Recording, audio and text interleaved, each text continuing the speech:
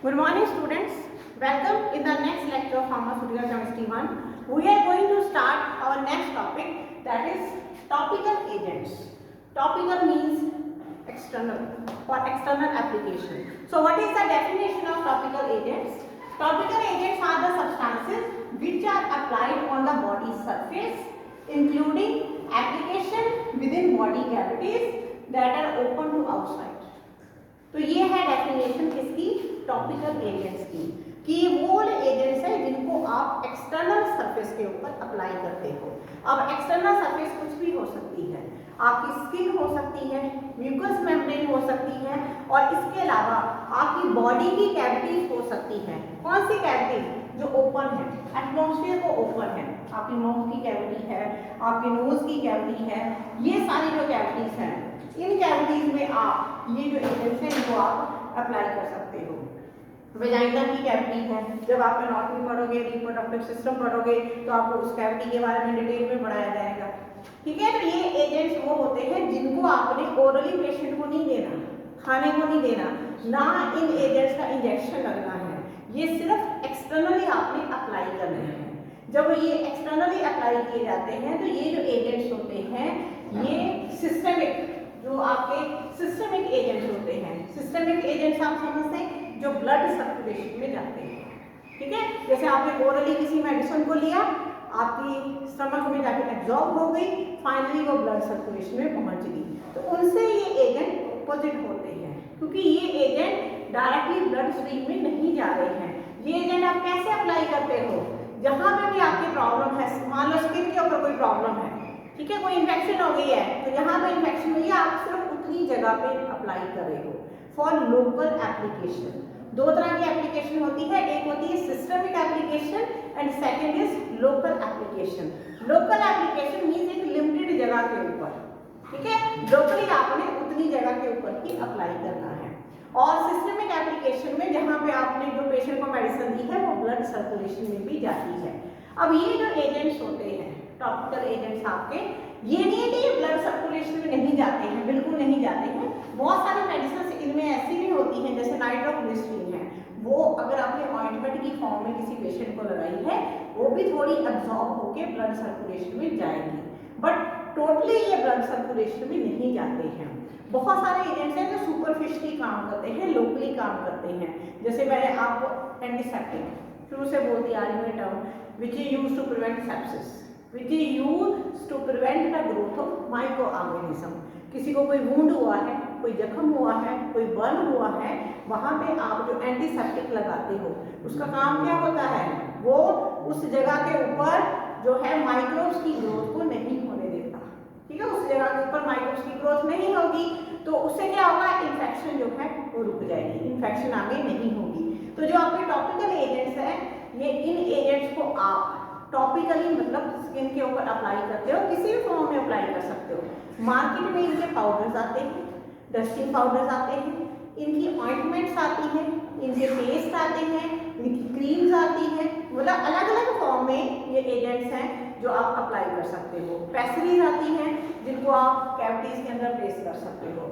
ठीक है, तो ये जो एजेंट्स होते हैं, इन एजेंट्स का बहुत बड़ा एडवांटेज एक ये भी है कि लिमिटेड एरिया में एप्लीकेशन है। तो ये जैसे आपने मान लो किसी या चलो हैंड में प्रॉब्लम है, वहाँ आपने इसको अप्लाई किया, तो ये उसी उतने लोकलाइज एरिया में रहा, ये अंदर जीआईटी में नहीं गया, तो उससे क्या होगा कि बहुत सारी मेडिकामेंट जो जीआईटी में जाके खराब हो जाती हैं, डिकम्पोज हो जाती हैं आपके स्टमक के एसिड के एक्शन से, उससे ये एजेंट जो है बच जाते हैं। बहुत सारे बॉडी के ऑर्गन्स में ये नहीं जा पाते, किडनी में नहीं जाएंगे, जैसे लिवर में नहीं जाएंगे, तो मेटाबोलाइज नहीं होंगे, तो उन ऑर्गन्स के ऊपर भी इनका कोई साइड इफेक्ट नहीं होगा, तो ड्रग्स जो है उन ऑर्गन से जाने में बच जाती हैं। ठीक है, तो इनकी जो डिस्ट्रीब्यूशन है उतना लिमिटेड एरिया में रहती है। इनमें बहुत सिलेक्टिव एजेंट्स होते हैं जो ब्लड सर्कुलेशन में जाते हैं, और वो भी लिमिटेड एक्सटेंट तक, पूरे का पूरा ब्लड सर्कुलेशन में ये नहीं जाता है। अब ये जो एजेंट्स होते हैं इनऑर्गेनिक कंपाउंड्स होते हैं मोस्टली, और इनको हम ऐसे 4 क्लासिफिकेशन में डिवाइड करते हैं। फर्स्ट है प्रोटेक्टिव, सेकंड है एंटीमाइक्रोबियल, थर्ड है astringent and fourth is miscellaneous compounds. अब क्लासिफिकेशन चाहे मैंने बोर्ड के ऊपर लिख दी है, ये 4 क्लासेस में है। बट इन एजेंट्स में आप एक चीज हमेशा ध्यान रखिए कि ये जो एजेंट्स हैं एक क्लास में जो कंपाउंड हमने डाले हैं एग्जैक्टली सेम नहीं होंगे, एक दूसरे के साथ ओवरलैप करेंगे। समझे? मतलब कि जैसे मतलब एक कंपाउंड है उसको आपने प्रोटेक्टिव में डाला तो सिर्फ प्रोटेक्टिव एक्शन नहीं होगा उसका, साथ में एस्ट्रिंजेंट एक्शन भी होगा, कुछ ना कुछ एडिशनल एक्शन उसका हो सकता है। तो ये जो कंपाउंड्स हैं इनकी क्लासिफिकेशन जो है वो एक दूसरे के साथ ओवरलैप करती है, तो एक कंपाउंड एक से ज़्यादा क्लास में भी आ सकता है। तो यहाँ पे हम जो आज स्टार्ट करने जा रहे हैं टॉपिक आपका दैट इज प्रोटेक्टिव। नाम से समझ में आ रहा है आपको? प्रोटेक्ट करने वाला एजेंट, सिंपल डेफिनेशन है इसकी। तो प्रोटेक्टिव कौन से एजेंट्स होते हैं? Agent that isolates the exposed surface, skin और म्यूकस मेम्ब्रेन फ्रॉम हार्मफुल और एनोइंग स्टिमुलाई। मतलब एटमॉस्फेयर में कोई भी ऐसा स्टिमुलस जो आपकी स्किन को नुकसान कर रहा है उससे बचाने वाले एजेंट को हम क्या कहते हैं? प्रोटेक्टिव। प्रोटेक्ट करने वाला एजेंट कि एटमॉस्फेयर में कोई भी स्टिमुलस हो सकता है, ठीक है, कोई इंसेक्ट है वो काट रहा है, सन रेज है, कोई भी ऐसा स्टिमुलस जो आपकी स्किन को नुकसान कर रहा है उससे बचाने वाला जो एजेंट है उस स्टिमुलाई से आपकी जो एक्सपोज्ड सरफेस है स्किन की या म्यूकस मेम्ब्रेन की उसको हम कहते हैं प्रोटेक्टिव। बहुत ही इसकी सिंपल डेफिनेशन है प्रोटेक्टिव की। अब जो प्रोटेक्टिव होते हैं, प्रोटेक्टिव जो हैं वो मोस्टली आपके जो एपिथेलियल सेल्स होते हैं उनको ये बचाते हैं, किसी न किसी रूप में बचाते हैं। साथ में प्रोटेक्टिव जो है एडजॉर्बेंट का काम भी करते हैं। कैसे? ये जो होते हैं प्रोटेक्टिव आपके ये केमिकली डेसिकेंट होते हैं, बहुत सारे प्रोटेक्टिव डेसिकेंट होते हैं। अब आपको यहाँ एक बेसिक चीज पता होनी चाहिए कि कोई भी वुंड या जख्म कब ठीक होता है? जब वो ड्राई हो जाता है। जब इतना आपको पता ही होगा कि जब तक उसके अंदर पस है या जख्म आपका गीला है तब तक वो ठीक नहीं होता। आपको कोई चोट लग जाती है आप उसको पानी से बचा के रखते हैं। क्यों बचा के रखते हैं? जितनी बार पानी अंदर जाएगा आपका जो जख्म है वो गीला होता जाएगा, फिर से पस होने के चांसेस होंगे। तो आपको क्या करना पड़ता है? जख्म को ड्राई करना पड़ता है, ठीक है। जितनी जल्दी आपका जो जख्म है वो ड्राई होगा उतनी जल्दी आपका जख्म ठीक होगा। जिस भी वुंड के अंदर मॉइस्चर है उसकी हीलिंग प्रोसेस बहुत स्लो होती है। तो हम ये जो प्रोटेक्टिव एजेंट यूज कर रहे हैं ये डेसिकेंट का काम भी करते हैं, एडजॉर्बेंट का काम भी करते हैं। वो कैसे? ये क्या करते हैं, जो आपका वुंड होता है उससे मॉइस्चर को एडजॉर्ब करते हैं, सरफेस फिनोमिना है, एडजॉर्ब कर लेते हैं, उससे आपका जो जख्म है वो ड्राई होना स्टार्ट हो जाता है। तो इसलिए पेपर में अकेला प्रोटेक्टिव नहीं, प्रोटेक्टिव एंड एडजॉर्बेंट भी पूछा जा सकता है। समझ गया? AD वाला एडजॉर्बेंट बोला जा रहा है आपको। तो इस पर्पस के लिए भी ये जो एजेंट्स हैं ये यूज होते हैं। इनको हम कैसे यूज करते हैं? मोस्टली डस्टिंग पाउडर की फॉर्म में। फार्मास्यूटिक्स 1 का जो आपका पहला चैप्टर था उसमें सारा कुछ मैंने आपको ये एक्सप्लेन किया हुआ है कि व्हाट आर डस्टिंग पाउडर्स, ठीक है। डस्टिंग पाउडर वो 2 तरह के, मेडिकेटेड एंड सर्जिकल। तो ये जो आपके कंपाउंड आप पढ़ने जा रहे हैं ये डस्टिंग पाउडर्स में यूज होते हैं। इसके अलावा सस्पेंशन की फॉर्म में भी यूज होते हैं अगर आप इनको इंटरनली पेशेंट को देते हैं डायरिया वगैरह के केस में। अब इन एजेंट्स का नॉर्मली हम ये मानते हैं कि कोई नुकसान नहीं है। देखिए आप रूटीन में टैल्कम डालते हैं, आपको लगता है इसका कोई नुकसान नहीं। गर्मियों में हर पर्सन टैल्कम पाउडर यूज करता है, किसी भी कंपनी का यूज करता है, नॉर्मली इसका कोई नुकसान नहीं है। बट फिर भी अगर आप इसको क्रिटिकली इसको एनालाइज करें तो कुछ ऐसे पाउडर्स हैं जो नुकसान भी करते हैं। अगर आप नाइसिल वगैरह के नए फार्मूला का देखेंगे तो बोरिक एसिड को बहुत ज़्यादा एलिमिनेट किया जा रहा है। पहले सारों में बोरिक एसिड डलता था क्योंकि बोरिक एसिड का ये माना जा रहा है कि बोरिक एसिड अगर आपके कट के ऊपर पड़ जाए, मतलब आपने नॉर्मल अपनी बॉडी पे टैल्कम लगाया, अगर बॉडी में कोई कट है बोरिक एसिड अंदर पेनिट्रेट कर गया तो ब्लड सर्कुलेशन में जाके रिएक्शन भी कर सकता है। इसलिए नए फार्मूले जो आ रहे हैं नाइसिल के या और भी जितनी कंपनीज की प्रोडक्ट्स आ रही हैं उनमें इसको एलिमिनेट किया जा रहा है। जनरली हर बंदा यही सोचता है कि टैल्कम पाउडर का कोई नुकसान नहीं है, रूटीन में आप इसको लगा सकते हैं। बट कुछ केसेस में अगर ये ब्लड सर्कुलेशन में किसी कट या वुंड के थ्रू पेनिट्रेट हो जाए तो ये नुकसान भी करते हैं। वहाँ पे टिश्यू रिएक्शन करके ग्रैनुलोमा बना देते हैं, वो टिश्यू जो हैं आपके इन्फ्लाम्ड हो जाते हैं, स्वेलिंग हो जाती है टिश्यूज के अंदर, ठीक है। तो ये कंडीशन हो सकती है। तो अब हमने इसमें से कंपाउंड पढ़ने शुरू करने हैं, ये जो आपके प्रोटेक्टिव हैं। ठीक है। तो फर्स्ट कंपाउंड हम पढ़ने जा रहे हैं टाल्क, जिसको तुम लोग नॉर्मल रूटीन में टैल्कम बोलते हैं ना आप, टैल्कम पाउडर। तो टाल्क इसको बोला जाता है, इसका नाम है टाल्क, और इसका जो सिनोनिम है वो है सोपस्टोन एंड फ्रेंच चॉक, दो सिनोनिम है। मार्केट में ये दो नाम इसके और चलते हैं। और इसका फॉर्मूला क्या है, ये देखिए 3MgO4 SiO2, magnesium oxide, silicon dioxide, साथ में वाटर का मॉलिक्यूल है। ये इसका केमिकल फार्मूला है, अप्रॉक्सीमेट फार्मूला है। तो ये इसकी जो कंपोजिशन है basically it is a silicate of magnesium. अगर आप इसको ध्यान से देखेंगे तो ये मैग्नीशियम का सिलिकेट है टैल्कम जो है, ठीक है। व्हाइट कलर का पाउडर जो आप लोगों ने देखा होगा, सबने यूज भी किया होगा, नॉर्मल टैल्कम पाउडर। तो ये जो होता है टैल्कम पाउडर आपका, ये टैल्कम, इसको क्या माना जाता है, this is the softest mineral known, दुनिया का सबसे सॉफ्ट मिनरल है। मिनरल जानते हैं ना आप, आपने सारी छोटी क्लासेस में अलग अलग मिनरल पढ़े हैं। तो सॉफ्टेस्ट मिनरल है, बिल्कुल भी हार्डनेस नहीं होती इसके अंदर। आपने हाथ में पकड़ के देखा ही होगा कि टैल्कम कितना सॉफ्ट होता है। इसकी ये जो प्रॉपर्टीज है उसमें क्या है, आप जानते हैं क्या प्रॉपर्टीज है इसकी, कोई इसकी स्मेल नहीं होती। स्मेल जो है वो एक्स्ट्रा हार्स कंपनी ने अपनी ऐड की होती है। अगर आपने पॉन्ड्स का पाउडर लिया है तो पॉन्ड्स वालों ने अपनी डाली है, किसी और कंपनी का लिया तो उसने अपनी डाली है। तो बेसिकली ये ऑर्डरलेस होता है, इसमें कोई स्मेल नहीं होती है, टेस्टलेस होता है, कोई टेस्ट इसमें नहीं होता है, और होमोजीनियस होता है, बिल्कुल यूनिफॉर्म इन कंसंट्रेशन होता है, बहुत ही फाइन, वेरी फाइन पाउडर होता है, व्हाइट कलर का होता है। कई बार ये थोड़ा सा ग्रेइश टच इसमें आता है, अगर थोड़े दिन पड़ा रहे तो थोड़ा सा ग्रेइश टच इसमें आ जाता है, और टच करने पर बड़ा सॉफ्ट होता है, अनल्यूट्रिशियस होता है। आपकी स्किन के ऊपर जब आप इसको लगाते हैं तो इस स्किन को अडेयर हो जाता है, चिपक जाता है स्किन के साथ, और फ्री फ्रॉम ग्रिटीनेस, कि जब आप इसको स्किन के ऊपर लगाते हैं तो आपकी स्किन के ऊपर किसी भी तरह की ग्रिटीनेस, इरिटेशन कॉज नहीं करता है।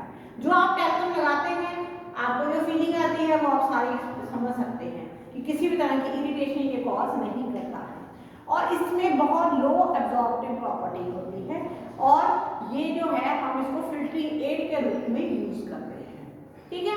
स्टोरेज क्या है इसकी, वेल क्लोज कंटेनर है, खुला रखेंगे तो क्या होगा, अंदर मॉइस्चर चला जाएगा, टैल्कम आपका खराब हो जाएगा, वेट हो जाएगा। और इसके यूजेस देखिए क्या है, डस्टिंग पाउडर, डस्टिंग पाउडर जो आप स्प्रे करके अपनी बॉडी के ऊपर लगाते हैं, ठीक है। जो गर्मियों में आप लोग यूज करते हो ना डस्टिंग पाउडर, इसका हम सबसे कॉमनली यूज करते हैं। इसको आप कोई भी परफ्यूम डाल के अपने साथ का कोई भी फ्लेवर इसके अंदर आप इंट्रोड्यूस कर सकते हो। इसको आप नॉर्मल स्किन के ऊपर यूज करते हो, रूटीन में यूज करते हो, कोई नुकसान नहीं करता है, बट थोड़ी प्रिकॉशन लेनी पड़ती है। इसको आपने जो है ब्रोकन स्किन का मतलब समझते हैं, जब कट वगैरह लगा हो, कोई जख्म हुआ हो, वहां पे आपने इसको नहीं लगाना है कि ब्लड सर्कुलेशन में अगर ये पेनिट्रेट हो जाए तो ये प्रॉब्लम कॉज करता है, ठीक है। सेकंड इसका यूज है फिल्टरिंग मीडियम, बहुत सारी चीज़ों को फिल्टर करने के लिए हम इसको यूज करते हैं। जैसे इसको आप यूज करते हैं alkaloids, dyes, aromatic water, magnesium citrate solution, इन सब के फिल्ट्रेशन में आप इसको यूज करते हैं। और थर्ड इसका यूज है एज लुब्रिकेंट और एसिपिएंट फॉर टैबलेट्स। जब आप टैबलेट का चैप्टर पढ़ोगे तो वहाँ आपको पता चलेगा कि टैल्कम का कितना ज़्यादा यूज है। टैल्कम वहाँ उस चैप्टर में आप टैल्कम को यूज करते हो एज डाइल्यूएंट। जैसे 2 मिलीग्राम की टैबलेट है, मार्केट में सबसे छोटी गोली जो 80 मिलीग्राम की आई है 80 की, तो इतना सारा जो गैप है उसको फिल करने के लिए जो एसिपिएंट यूज होते हैं उनमें टैल्कम भी होता है। तो ये आप टैबलेट के चैप्टर में शूटिंग्स में पढ़ोगे, ठीक है। तो ये इसके मेन यूज हो गए। ये आपका फर्स्ट कंपाउंड है दैट इज टैल्कम। अब सेकंड कंपाउंड आता है जिंक ऑक्साइड, ZnO इसका फॉर्मूला है। और जिंक ऑक्साइड जो है बहुत कॉमन, तुम लोगों ने बहुत बार इसको प्रैक्टिकल्स में यूज करना है।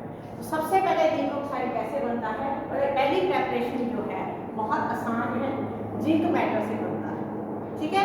जिंक मेटल को आप हीट करिए बहुत हाई टेम्परेचर तक, बहुत ज़्यादा रेड हॉट, जब आप जिंक मेटल को करते हैं उससे कन्वर्ट होता है, उसके जो वेपर्स निकलते हैं वो एयर के साथ ट्रीट करके बन जाते हैं जिंक ऑक्साइड, वाइट कलर का पाउडर, ठीक है। एक मेथड ऑफ प्रेपरेशन ये है। दूसरा मेथड ऑफ प्रेपरेशन है zinc sulphate plus sodium carbonate.